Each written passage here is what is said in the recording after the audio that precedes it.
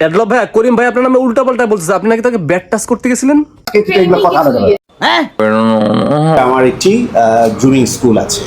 তো আপনার জুমিং স্কুলে পোলাপানরা ভর্তি হয়ে কি শিখে? কিভাবে জব্বার উপরে লোহার লক্কর লাগায় জিন পরিশাস্ত হয় এটা, নাকি আদর্শ লিপি? আমি আসলে আর চাচ্ছি না।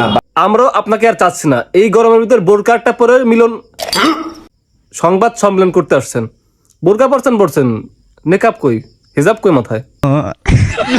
মসজিদে বসে একদম সুন্দর করে খেজুর ছিটিয়ে বিয়ে করার এটা আমার খুব ইচ্ছা।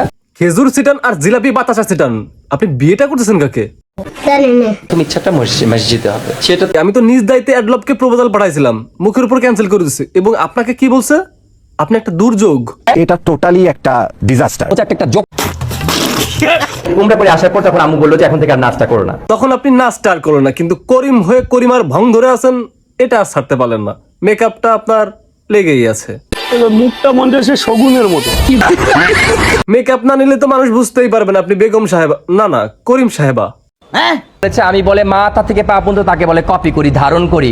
আপনি কপি করেন না ওটা আমরা জানি, আপনি একজন লিজেন্ড, কিন্তু মুখের উপর যে মেকআপ মারেন মেয়েদের, এটা কেন? সূর্যের আলো থেকে বাঁচার জন্য, নাকি অ্যাডলফ খানের কামুক নজর পড়ার জন্য?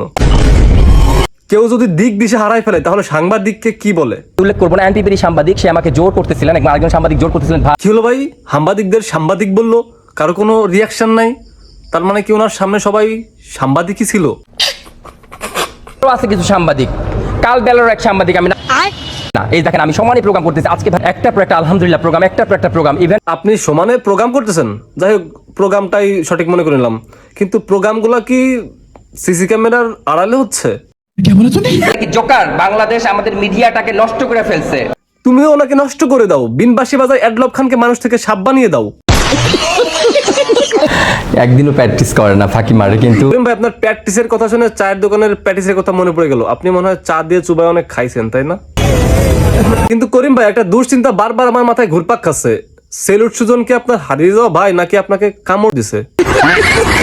Is my best student. তো কেমন অনুভূতি বলো? অনুভূতি তো মুখের কথা বা ভাষা দিয়ে তো প্রকাশ করতে পারবো না। আপু মুখের ভাষায় কষ্ট করে বলার দরকার নাই, আপনি অঙ্গভঙ্গিতে বলেন, আমরা বুঝে নিচ্ছি।